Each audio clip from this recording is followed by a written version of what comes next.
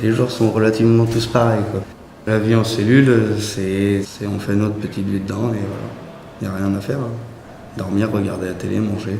C'est la même journée tous les jours au final.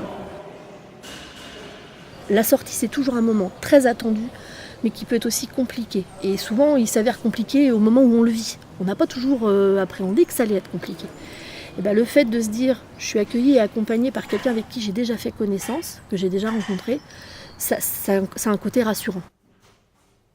Je rencontre les personnes détenues pour les accompagner, si elles le souhaitent, à l'accès au logement ou à l'hébergement à la sortie de la détention. Donc des personnes qui n'ont au départ pas de solution de logement à la sortie.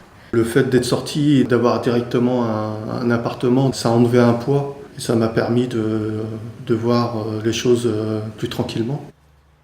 Sans cette possibilité-là, sans cet appartement, ça aurait été assez difficile, quoi. Quand on est en prison et qu'on n'a pas d'appartement, on n'a pas de possibilité de rentrer chez soi, on reste en prison, quoi. On n'a pas le choix. C'est le jour de ma fin de peine. J'ai fini mon incarcération vraiment pour de bon, quoi. J'aurais jamais pu réussir sans Gaël et puis son association. Donc je suis content. Au revoir.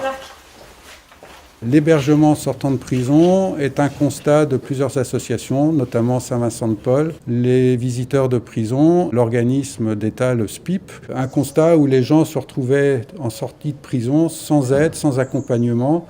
Et on a trouvé que d'avoir un hébergement temporaire sur 4-5 mois était très intéressant et permettait de créer un SAS et d'accompagner ces gens vers la sortie.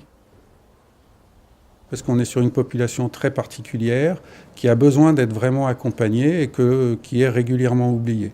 Et c'est une valorisation pour ces gens-là à la sortie de se faire accompagner et on évite potentiellement la récidive. Et au travers du CCAS, avec qui nous avons des liens privilégiés et qui sont même force de proposition et qui nous accompagnent même quand c'est hors de leur champ de compétences.